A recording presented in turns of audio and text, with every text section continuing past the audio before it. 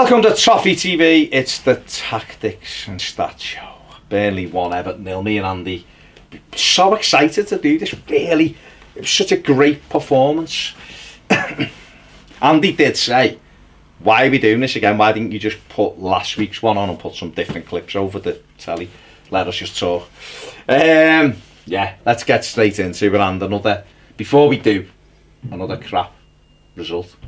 I did tell. I've been saying, unfortunately, that this is the game that I was dreading most, because this is the team that we just can't play against, and lo and behold, look what happens. There you go. The starting lineups. I mean, this to me was the most depressing thing about the whole day. I can guarantee that Sean Dyche on Monday before this game was like, I know this team. We can prepare for this team. Yeah. There's no surprise with Everton. It's the same formation, the same tactics. No matter what system other teams play, we play exactly the same formation. This in midfield, which is horrendous at the moment. It's just frustrating. Are you surprised that he didn't mix the team up?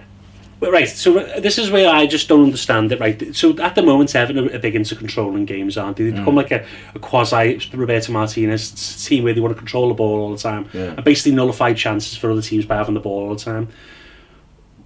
But why are you playing two defensive midfielders, which I just don't get? We don't need two defensive midfielders against Burnley. They haven't got anyone. These aren't, I don't need to score off the corner, but these aren't making runs from midfield into the box. No. It's basically dealing with these two and Dwight McNeil most of the time, and maybe Goodmanson off like a deep cross, but that's it. Why haven't we got Tom Davies or maybe Sigurdsson in here with Iwobi and Bernardi? Where's Bernard?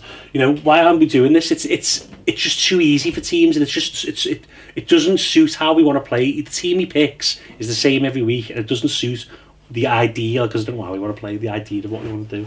I just think when you're worried about Burnley in terms of having to have two defensive midfield players, you've got problems. You're on the halfway line again. It didn't work against Bournemouth, and that's when it should have been changed, and he didn't. He left it for Sheffield United. It didn't work. City didn't work. Saturday didn't work.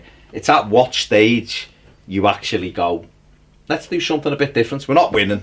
Everyone's having, the knives are out. Yeah. Let's do something different, and no, let's carry on doing the same thing. And it is the insanity thing, isn't it? It says it's 4-2-3-1, but the way they play and the way it's 4-2-4. Like, Sigurdsson's always here. He's never drawn. There's this massive hole you can draw in the middle of the pitch where the two defensive midfielders don't get into but that. It's not even a real 4-2-4 though, because our two wingers with Charlison, how many times is he at right back? Yeah, again. He's in the top 6 for tackles. Most tackles he's a 4. Exactly. It's just nonsense, honestly. It's nonsense. The game, the attempts, 11 attempts at goal to Everton, 9 for Burnley, 7 from open play from Everton. Most of them are blocked though, weren't they? Yeah. That's the issue. 4 set pieces, there's 3. No counter-attacks from either team, what a surprise, both sat back. Burnley had an 11% conversion rate, Everton 0 again. 1 goal now for the Blues in 4 away matches. We've played Palace, Villa, Bournemouth and Burnley. I think the City game we did create a few quality chances, so okay, that's one. But the rest of they're open. True. The issue now has become against Burnley, you need to be creating a volume of quality chances, put them under pressure, because the more pressure they put under, the more likely they are to. We just don't put anyone under pressure. There's just no pressure under it. Stop it, Andy. It's again Everton, the magic 500 passes, 25 crosses.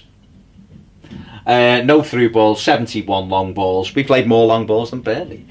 404 short passes. Burnley 19 crosses from 347 passes. 1 through ball, 69 long balls, 258 short passes. I know it's a bit mad, but through balls, shouldn't you be trying to play through balls against Burnley? Of course you should. That's what you're supposed to. They sit on the edge of the box permanently. You want to try and break the lines. We don't. To put through balls. Yeah. There wasn't a single pass from Sigurdsson to Dominic Calvert-Lewin. No. In the game, not a single pass from your alleged number 10 to your alleged right winger number 9. Not a single pass. Nope. Which to me sums up the whole thing not working. When teams buy number 10s now, they look for 10s who get the ball in a certain area and pass to their forward on into goal scoring areas. And they generally have a number 10 that can run. Yeah, well, yeah, but they're the main things teams look for. Our number 10 doesn't play as a number 10. No. Or even a number 10's cousin, never mind a number 10. No.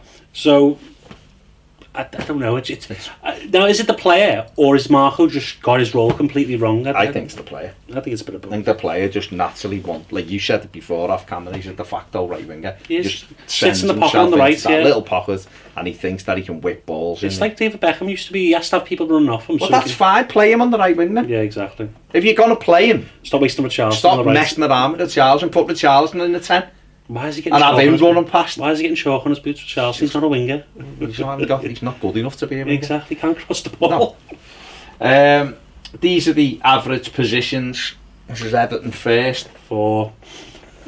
The whole thing's mad, right? Because you've got again Sigurdsson first forward. Sigurdsson's ahead of Calvert-Lewin again, which is what we see. Iwobi, fair play to Iwobi, he's trying to get involved, and I thought Everton's best attacking player was Iwobi. It wasn't great, but he was all over the pitch. His heat map, I haven't put it on, but his heat map's everywhere.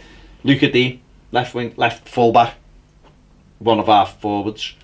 The Richarlison, these two are the issue. Why is he in his own half against Burnley? And Seamus Coleman. See again, this have a look at Coleman's position. This is the problem, right? When we play these teams and these two play together. This is the issue. Moise Keane would be up here, stretching them back. Stretching them. Burnley just standing there waiting. Well, let's have a look at Burnley's. So you've got Chris Wood. Yeah. Ashley Barnes does drop into the 10. Yeah, he does. Big 4-5-1. Basically a 4-5-1. You've also got obviously Dwight McNeil. Because they knew that we were going to try and overload on the right, so Dwight McNeil just held. They just held the line, and down here, yeah. you had good, didn't they? And Burnley were just what they were. They sat back, they hit long balls. Yeah, they just work hard off the ball, hope that it comes to fruition. Football. Here's Everton's. 50% of our attacks down the right hand side. I'm not surprised, but this again just shows it how much without Bernard we just do not go down the left. This is a prime example of why we're not getting the best out of our players. Iwobi playing on the left, he's a good player, right? But if he was in the centre, you'd have Bernard out there.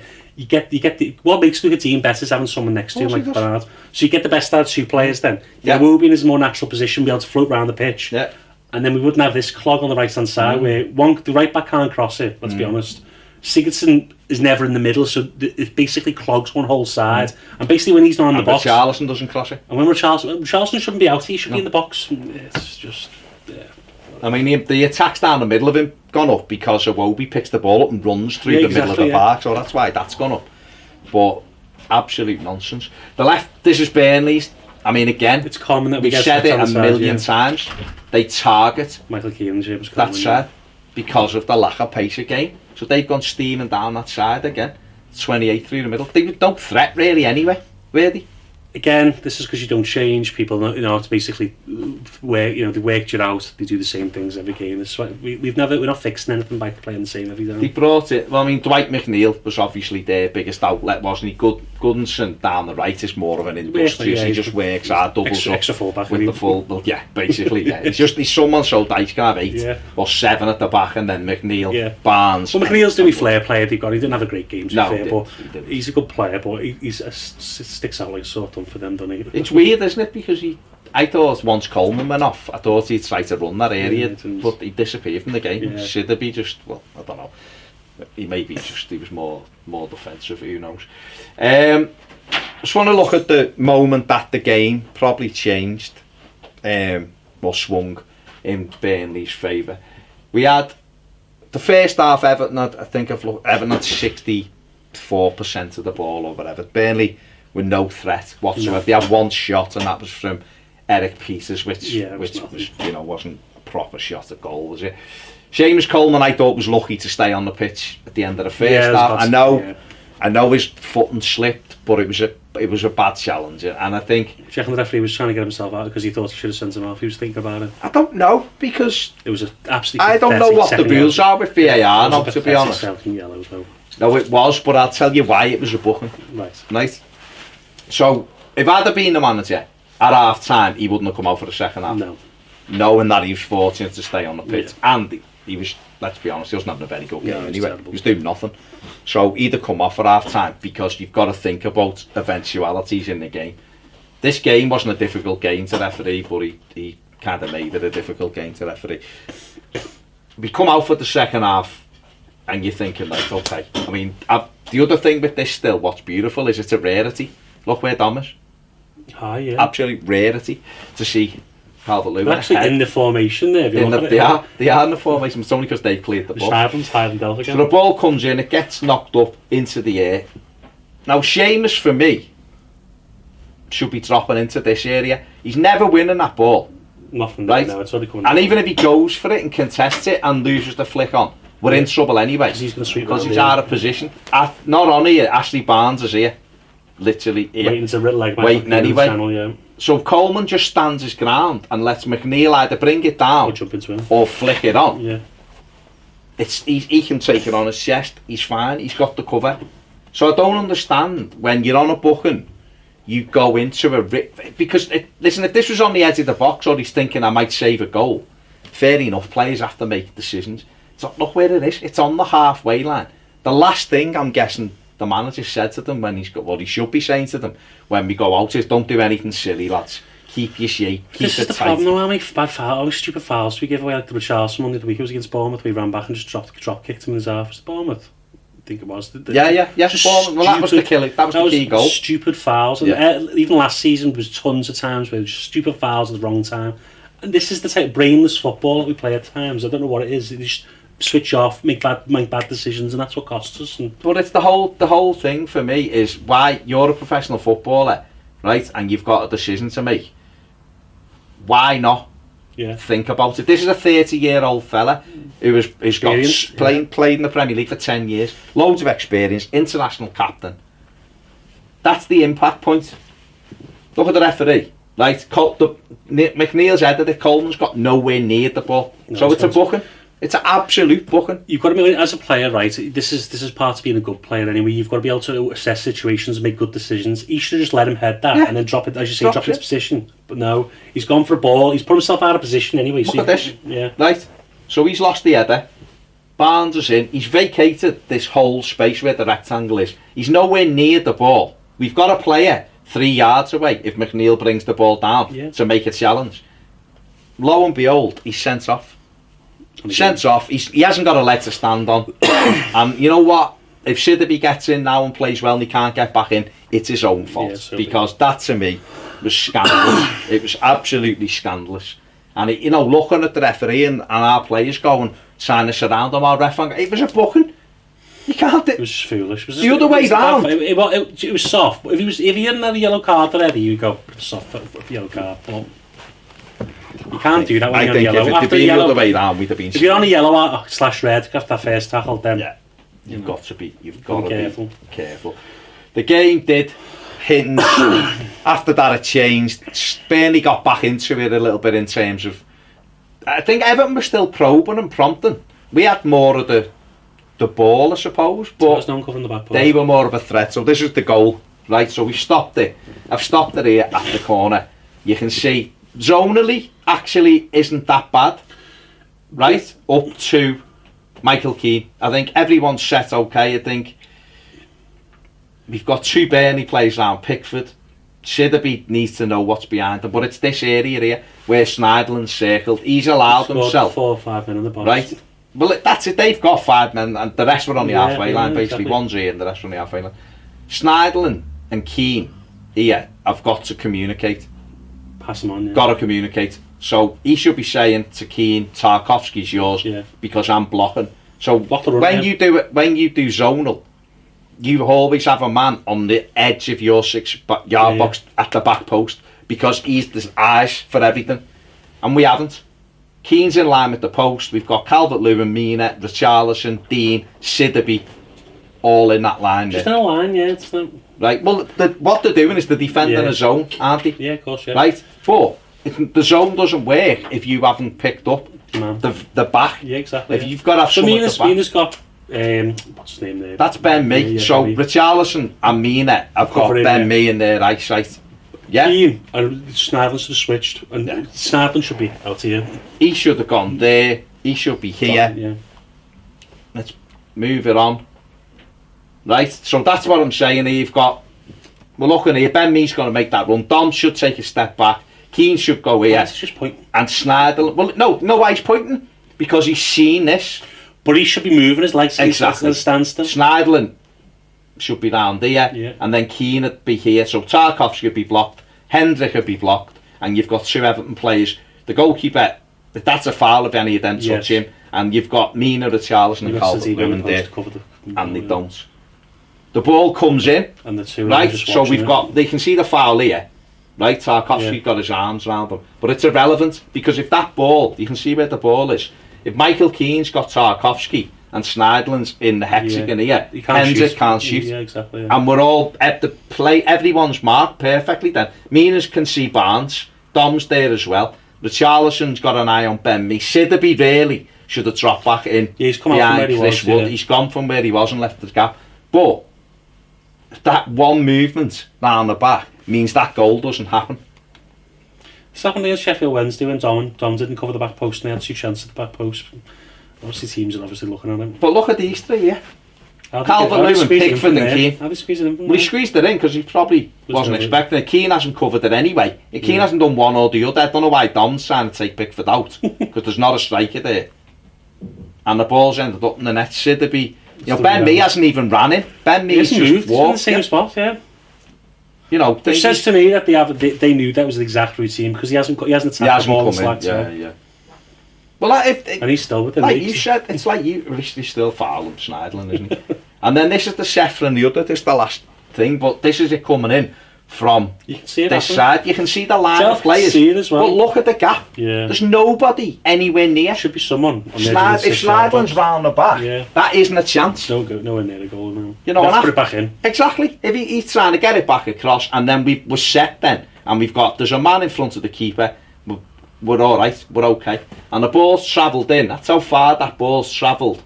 Right the way there across everybody, and he's still allowed to just amble in and get a free knock into the net.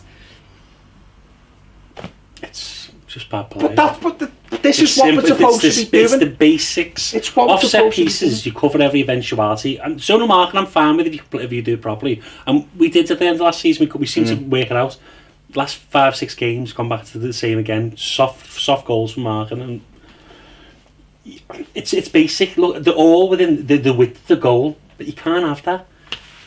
22 goals conceded from set pieces under the Marco Silva reign. We've got 2 massive centre backs, shouldn't we concede them? And that's without penalties. Exactly. So that's corners and free kicks. And that to me, now he could sit here, Marco Silva, and go, well, in training, we do this all day. So the players have to take responsibility.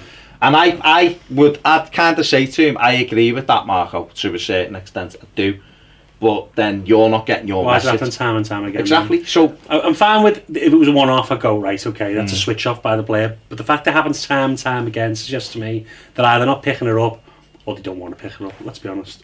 It's the Keane pointing to me is the big problem. Why isn't he shuffling across? He's pointing as if it's like... If he's moved across there, they haven't got anyone, because it's only me in front of them at that time, and the other 2 behind him. He's not even looking at the 2 behind him. Well, the corner's come in. Yeah. Wobie's tracking McNeil, which is fine. Short run, obviously got the corner, take it there, that's fine. Delph, there's a lad here, so Delph's screening that, but that doesn't happen. Everybody else, 1, 2, 3, 4, 5. 1, 2, 3, 4, 5, 6, 7 Everton players. V5, again, the goalkeeper. So, 8, basics. I know that in the grand scheme of things, it doesn't matter because there's other issues, but that's the key moments. That's the moment we lost the game. Those 2 moments, Coleman getting sent off, and then us giving a goal away from a set. From a basic principle, though, if you're not conceding, you're not losing games, and we're conceding soft. Now, we're having chances in certain games, we're dominating possession, but because we're so soft, we're losing games. Now, fair enough, drawing games isn't good enough either, but at least we wouldn't be losing. We're losing soft games all the time, because teams... Well, we wouldn't be in the bottom 3 if we did draw, would we? Yeah, exactly, because they wouldn't have been above us. We're dropping points constantly by conceding soft goals all the time. The manager should either bring the changes, or we should bring the change of the manager, let's be honest. There you go. Nothing's changing. There's not really much more to say on that other than try something different. Yeah. I mean, we sit here every week, me and Andy, and it's 500 passes, and it's this and it's that, and it's all down the right, and there's nothing is changing. We can see it by just looking at some basic stats away from what your eyes tell you. Your eyes are telling you at the moment nothing's changing. when you actually look at the stats, they're telling you nothing's changing in terms of where we're attacking. And when you stop and actually go back and analyse how goals are scored, and you're seeing a reoccurring theme, it's a worry. It's a big, big worry. It makes you just ask questions, doesn't it, of what's going on the training pitch? Both with the manager and with the players.